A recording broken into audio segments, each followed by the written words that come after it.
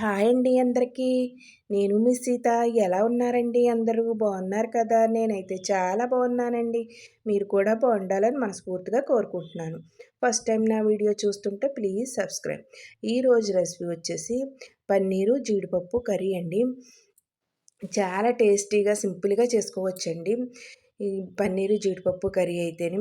ఈ పన్నీరు జీడిపప్పు కర్రీ అయితే రైస్లోకి చపాతీలోకి సూపర్గా ఉంటుందండి.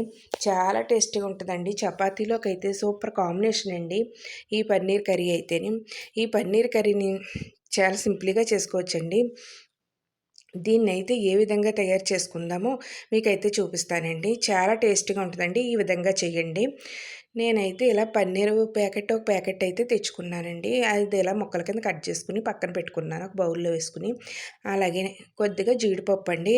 జీడిపప్పునైతే నానబెట్టుకుని పక్కన పెట్టుకున్నానండి. ఇప్పుడు స్టవ్ వెలిగించుకుని కడాయిని పెట్టుకుందామండి. కడాయి వేడెక్కాక ఒక స్పూన్ ఆయిల్ వేసుకుందామండి. ఆయిల్ వేడెక్కాక 1 ఇంచు దాల్చిన చెక్క, 3 లవంగాలు, 4 యాలక్కాయలు, 3 యాలక్కాయలు, 4 లవంగాలు వేసేసుకుందామండి. అలాగే నానబెట్టుకున్న జీడిపప్పు దాంట్లోంచి కొద్దిగా అయితే వేసుకుంటున్నానండి. ఇంకొంచెం పక్కన పెట్టుకున్నాను. అలాగే ఒక 4 టమాటాలను అయితే ఇలా ముక్కల కింద కట్ చేసుకుని అవి కూడా వేసుకుంటున్నానండి. ఇలా ఇలా అయితే మొత్తం అంతా వేయించేసుకోవాలండి. టమాటాలు మొత్తం మగ్గిపోవాలండి. మూత పెట్టేసి బాగా మగ్గించేసుకుందామండి. మొత్తం అంతా మగ్గిపోవాలి. ఈ విధంగా మగ్గితే సరిపోద్దండి. ఇప్పుడు ఒక బౌల్ తీసుకుని బౌల్లో అయితే వేసేసుకుందామండి. ఇలా వేసేసుకుని పక్కన పెట్టేసుకుందామండి. ఇప్పుడు మళ్ళీ అదే కడాయిలో ఒక స్పూన్ ఆయిల్ వేసుకుందామండి. ఆయిల్ వేసుకుని పన్నీర్ ముక్కలను అయితే ఇందులో వేసేసుకుని వేయించేసుకుందామండి. లైట్ గోల్డెన్ కలర్ వచ్చేదాకా వేయించుకుందామండి. అంటే పన్నీర్ ముక్క గట్టిపడేదాకా వేయించకూడదండి. కొద్దిగా లైట్గా వేయించుకొని దీన్నైతే ఈ విధంగా వేయించుకోవాలండి. ఇప్పుడు ఇలా వేయించిన ముక్కలనైతే ఈ పన్నీర్ ముక్కలనైతే ఒక బౌల్ తీసుకుని బౌల్లో అయితే వేసేసుకుంటున్నానండి. ఇలా వేసుకుని ఇవి కూడా పక్కన పెట్టేసుకుంటున్నానండి. ఇప్పుడు అదే కడాయిలో మనం జీడిపప్పు నానబెట్టుకొని పెట్టుకున్నాం కదా, ఆ జీడిపప్పును అయితే వేసేసుకుని బాగా వేయించేసుకుంటున్నానండి. కొద్దిగా వేయించుకుంటున్నానండి. నానబెట్టాను కదా జీడిపప్పుని, ఆ జీడిపప్పు వేసుకుని వేయించేసుకుంటున్నానండి. ఇప్పుడు ఇవి కూడా ఒక ప్లేట్ తీసుకుని ఆ ప్లేట్లోకి అయితే వేసేసుకుందామండి. కొద్దిగా వేయించుకుందామండి.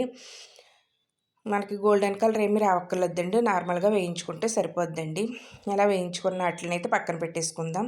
ఇప్పుడు ఒక మిక్సీ జార్ తీసుకుందామండి. మిక్సీ జార్ తీసుకుని మనం వేయించి పెట్టుకున్నాం కదా టమాటాలు, జీడిపప్పు, అవి అయితే ఇందులో అయితే వేసేసుకుందామండి.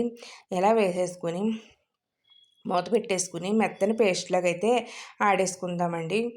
చూసారు కదండి, ఈ విధంగా అయితే పేస్ట్ కింద అయితే ఆడేసుకోవాలండి. ఇప్పుడు దీన్ని ఇలా పేస్ట్ కింద ఆడేసుకోవాలండి. ఇప్పుడు దీన్ని అయితే ఒక బౌల్ తీసుకుని బౌల్లో అయితే వేసేసుకుందామండి.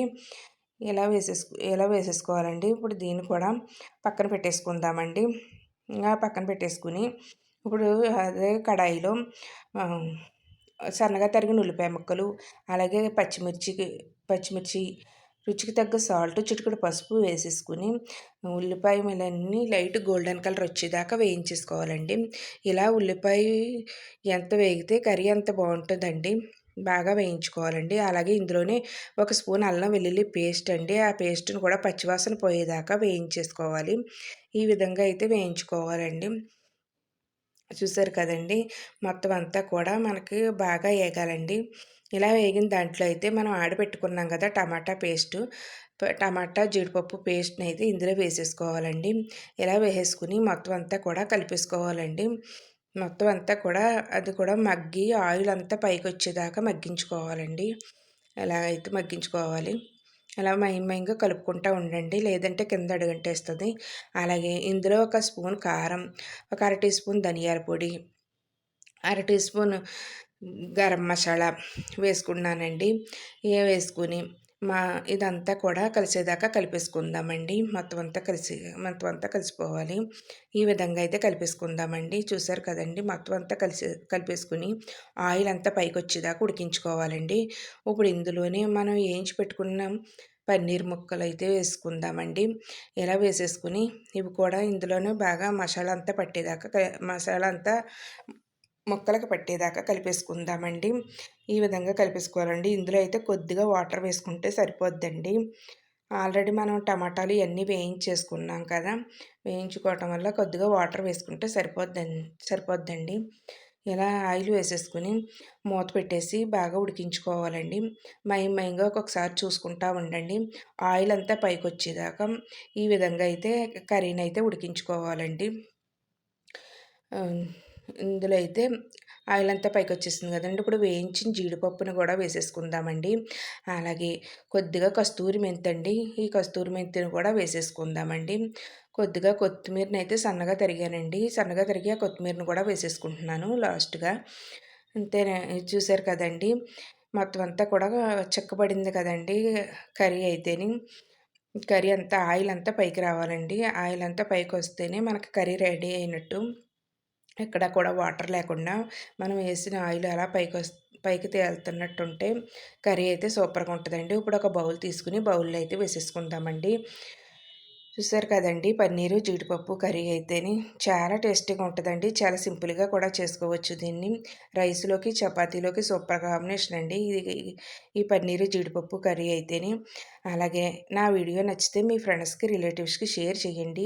వీడియో చూసిన తర్వాత లైక్ చేయండి. ఈ రెసిపీని ట్రై చేసి నాకైతే కామెంట్‌లో చెప్పండి. మీకైతే ఏ విధంగా వచ్చిందో. బాయ్ అండి. నెక్స్ట్ వీడియోలో కలుసుకుందాం.